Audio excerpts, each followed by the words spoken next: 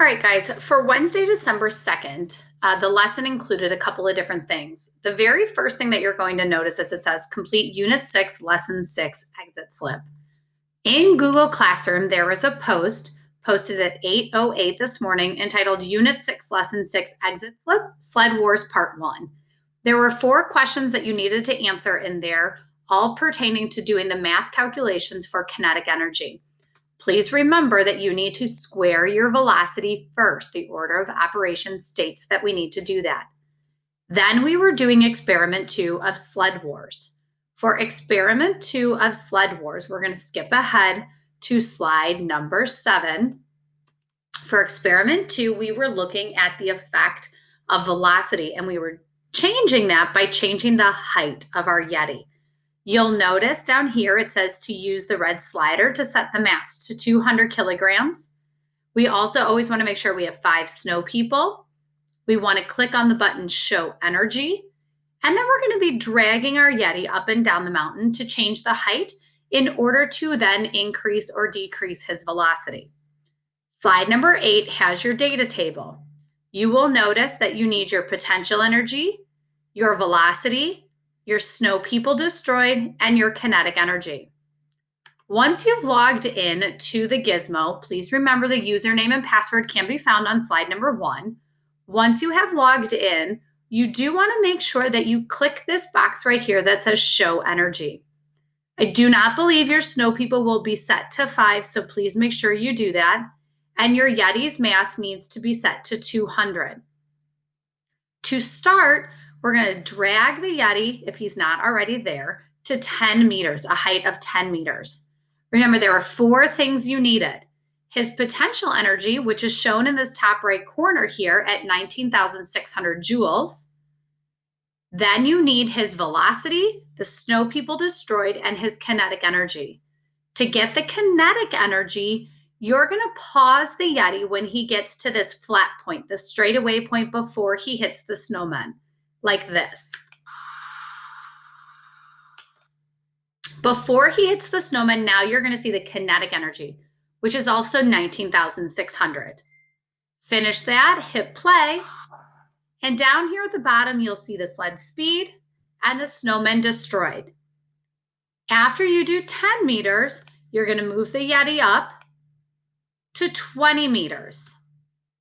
You'll write your potential energy, 39,200.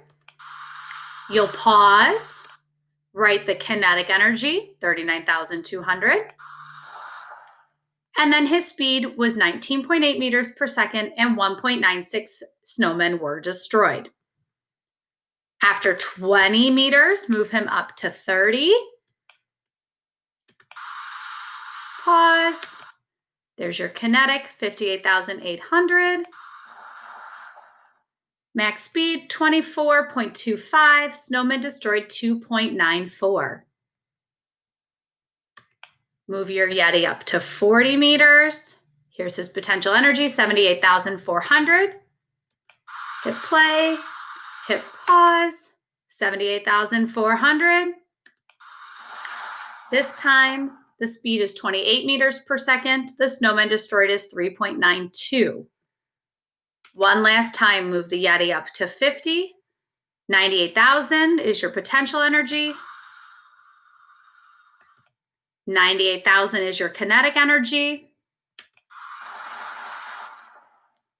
Speed is 31.30 meters per second, and snowman destroyed is 4.94. If you need to rewind or pause this video to get those numbers again, please feel free to do so. Those numbers will get copied into this data table. Slide number 9 then tells you that you need to make your graph. Also attached to the assignment was the Google Sheet that says Unit 6, Lesson 6 and 7. Make sure at the bottom you are clicking on Experiment 2, Effect of Height. Here you will copy and paste your numbers for potential energy. Those were found on slide number 8 in the first column. Copy and paste those numbers to here.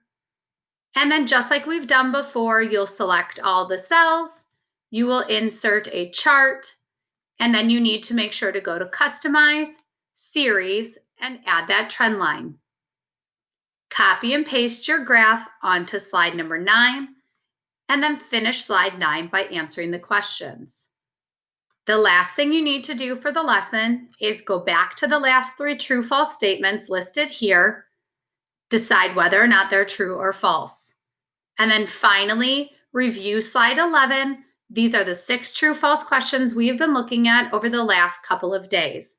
Just understand why the certain statements were true or others were false. Tips and pointers and summaries are listed here and highlighted in yellow. Once you're finished with Unit 6, Lesson 7, please make sure that you go back into Google Classroom and you hit Turn In.